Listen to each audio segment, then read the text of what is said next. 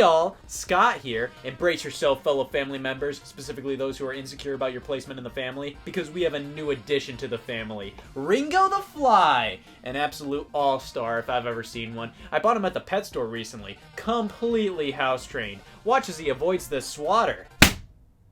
Yeah, this could have been easily avoided.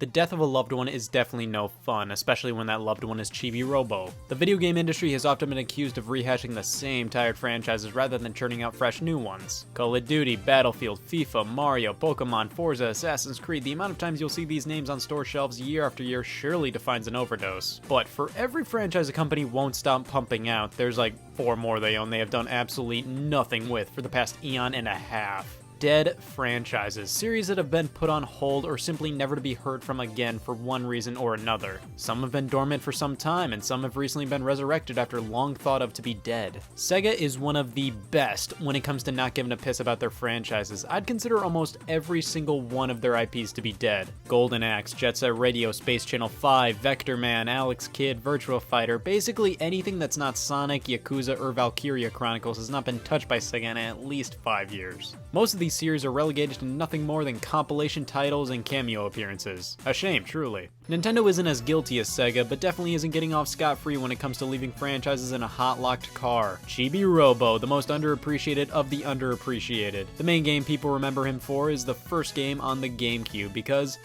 well, it was a Chibi-Robo game, an adventure in a big house as a tiny robot. He's gotten multiple games since then, but they aren't what people consider main Chibi-Robo games and are more so spin-offs. Either that or they're put in circumstances where it's impossible for the game to do well. Chibi-Robo Park Patrol was a Walmart exclusive, and Nintendo probably blamed Chibi-Robo when the game didn't sell well. He got 2 3DS titles, one being an eShop exclusive Photo Finder, which is more so a smaller game based around taking pictures, and the other being Ziplash. This game blows!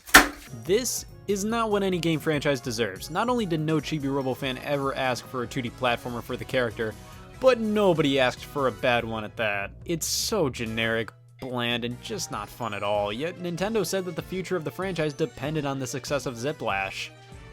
I'll see ya, Chibi-Robo. The F-Zero franchise has been in the ground for the past 14 years, possibly left to rot because Mario Kart is Nintendo's main racing series. I guess they'd rather focus on that one instead. Shigeru Miyamoto has stated that the main reason an F-Zero game hasn't been made in such a long time has been the lack of new ideas. They simply haven't come up with a good idea on where to take this series, and if a new controller brings forth a new idea, then a new F-Zero game will shortly follow. Now that implies F-Zero hasn't been on Nintendo's mind since the last release, but it's been reported that Nintendo went to burnout developer Criterion in 2011 and asked them to develop a new F-Zero for the Wii U. However, they were too busy at the time to take it on, which is a mega bummer. That would have been the coolest. 1080 Snowboarding, Wave Race, Custom Robo, Star Tropics, so many series that weren't given another look for over a decade. Nintendo truly has loads of dormant IP, it's insane. One many will surely point out is Earthbound/Mother, which is done mainly because the creator Shigesato Itoi considers Mother 3 to be the end and has no plans for more entries. But who knows, maybe somebody else at Nintendo can take over and make a 4th game. Back in the late 2000s, early 2010s, the music game craze was hitting hard, with industry titans EA and Activision duking it out with their respective Rock Band and Guitar Hero franchises. Not only were they releasing new titles annually, but they both flicked the holy shit slow down switch on by releasing multiple titles yearly, and EA specifically flicked the just kill it now switch with Lego and Green Day Rock Band. Listen, these weren't just games that were getting released constantly, these were $100+ sets that were taking up shelf space and flooding the market. It makes sense that these things completely died out. They simply were oversaturated to the point where many consumers didn't care to constantly buy them. But then, hope glimmered. Rock Band developer Harmonix and Activision decided to resurrect their rhythm games for another go the same year with Rock Band 4 and Guitar Hero Live. Yep, the tried and true resurrection tactic works every time. Every time. The music game genre was completely beaten to death, literally back in the day, and when they gave it another shot, not enough people cared, or at least not as many as before.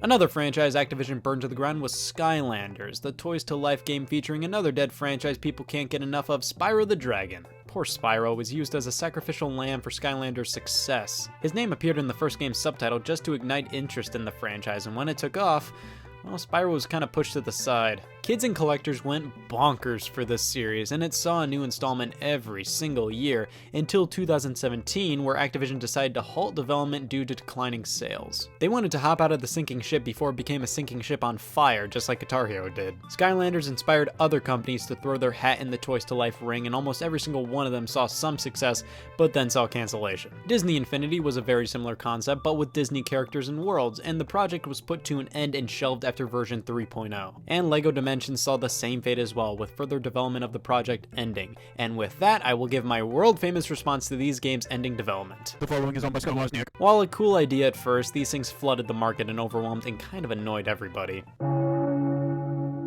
Now you want to talk dead, let's talk Rare. Originally a Nintendo developer, Rare created some instant classics: Banjo Kazooie, Killer Instinct, Perfect Dark, Conker's Bad Fur Day. Then when making the leap into the console market, Microsoft purchased the company so they could nab some killer exclusives on the original Xbox. They did nothing for them. Rare literally barely released anything of note after the Microsoft acquisition. Like, yeah, some titles were quality, but nowhere near as iconic as their original hits. It's definitely fair to consider the vast majority of Rare series dead. Sure, Killer Instinct made a pretty stellar comeback, but Conker and Banjo Kazooie, it's not looking too bright for these guys at this very moment, especially because the most they've been used for has been compilations and tech demos. That's basically it. Sometimes a game series can be considered dead while it's still going on, one main example being Metal Gear Solid. Hideo Kojima announced Metal Gear Solid 5: The Phantom Pain would be the last in the long-running franchise, and before the game's release, Konami had a major corporate shakeup with new hirees and firees. Later, the famous term on most Metal Gear games, a Hideo Kojima game, and any mentioning of Kojima's studio Kojima Productions were removed from the Phantom Pain's website and box art. However, Kojima confirmed that he was going to be with the Phantom Pain's development until the very end. Konami was not a great place to work. Far from it. With cameras monitoring employees' every movement, berating and humiliating employees who make mistakes, and restricting Kojima Productions workers from corporate utilities and internet access. The way they pushed Kojima out of the company was far from ideal, especially considering he was basically the face of the company, and they treated his name like it was the plague, stripping it off of his products and renaming Kojima Productions to Number 8 Production Department. Why would Konami do this? Possibly because they wanted to focus on their mobile game and pachinko business, with AAA game development being incredibly expensive, especially anything Kojima touched, even though his projects usually turned out to be quite successful. With The Phantom Pain released, Kojima considered the Metal Gear series to be complete, but of course Konami didn't think that themselves and later announced Metal Gear Survive, a budget, online, microtransaction-infested survival game, which isn't necessarily what people want to see from Metal Gear, a series based around stealth and espionage. Kojima officially left Konami and started a new Kojima Productions himself, where he is developing the PS4 game Death Stranding, which seems to be taking elements from a game he was working on at Konami that got cancelled, Silent Hills. Silent Hill is a fan favorite survival horror series originating on the PlayStation 1. It continued to get installment after installment, and then bam, Silent Hills announced, a breath of fresh air, one of the most prolific horror experiences in gaming ever released, and of course cancelled. It was all due to Kojima and Konami's little spat. Haven't heard from Silent Hill since that cancellation, disregarding any machine related to Japanese gambling. While we're on the topic, Konami, man, what a company of corpses. Contra, Gradius, Castlevania, Konami doesn't seem all too interested in bringing these series back in any sort of legitimate game experience.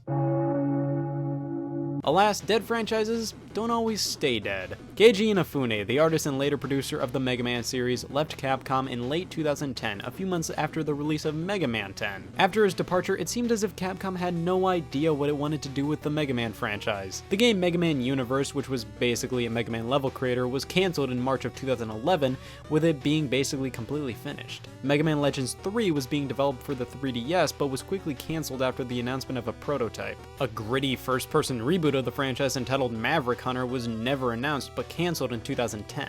Salt was added to the wounds of Mega Man fans when Mega Man was announced as a guest character in the PlayStation versions of Street Fighter Cross Tekken, and while it was meant to be taken as just a dumb joke, the use of the bad box art version of Mega Man from the first game was not handled well at all by fans in the context of Mega Man's state. The most Mega Man got from 2010 to 2017 were mobile games, re-releases of older titles, a Capcom-endorsed fan game, and a Super Smash Bros. Appearance. Mega Man was basically considered to be dead. That is until the announcement of Mega Man 11 late last year. There is a god, and wow, it's incredibly anticlimactic that it turned out to be Capcom. But man, that is almost a decade of no games, when previous years housed too many Mega Man games sprawling all kinds of different genres and series. The Metroid series was one of Nintendo's most famous dormant franchises for quite a while. Metroid took a hiatus from the release of 1994's Super Metroid to 2002's Metroid Prime and Fusion, and then things were looking pretty good for the series until Other M.